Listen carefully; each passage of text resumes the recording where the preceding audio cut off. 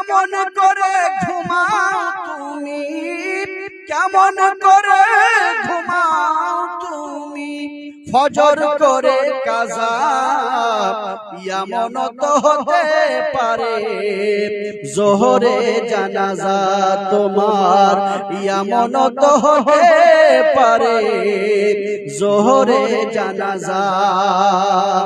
মুসলিম হয় না জন্ম নিলে মুসলমানের ঘরে, কাফের মুমিন তফাৎটা হয় নামাজের উপরে।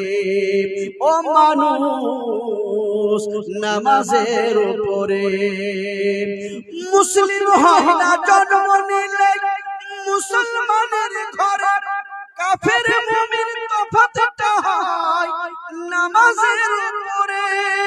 তাই এই জীবনে নামাজ জানো, এই জীবনে নামাজ জানো, হয় না কভু কাজা এমন তো হতে পারে, জোহরে জানাজা তোমার এমন তো হতে পারে, জোহরে জানাজা। বেনামাজির লাশ কবরেতে রাখিবে যখন, বেনামাজির লাশ কবরেতে রাখিবে যখন, মাটির চাপে পাঁজরের হাড় ভাঙিবে তখন। বেনামাজির লাশ কবরেতে রাখিবে যখন, মাটির চাপে পাঁজরের হাড় ভাঙিবে তখন। বিষাক্ত ওই সাপের ছোবল, যে সাপের বিষের ব্যাপারে হাদিস শরীফে এসেছে, আমার নবী বলেছেন কবরে যে সাপগুলি বেনামাজিকে আযাব দেবে দংশন করে, ওই সাপগুলির একটা সাপ যদি তার বিষ জমিনে ফেলে দেয় তো গোটা জমিন কালো হয়ে যাবে, আর সবুজ ঘাস কোনদিন এই জমিনে উগাবে না। আল্লাহু আকবার।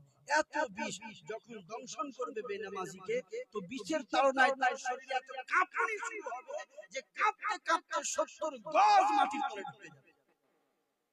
বিষাক্ত ওই সাপের ছোবল, বিষাক্ত ওই সাপের ছোবল, বেনামাজির সাজা এমন তো হতে পারে, জোহরে জানাজা তোমার এমন তো হতে পারে, জোহরে জানাজা। বেনামাজি পাবে না হয় নবীর শাফাত,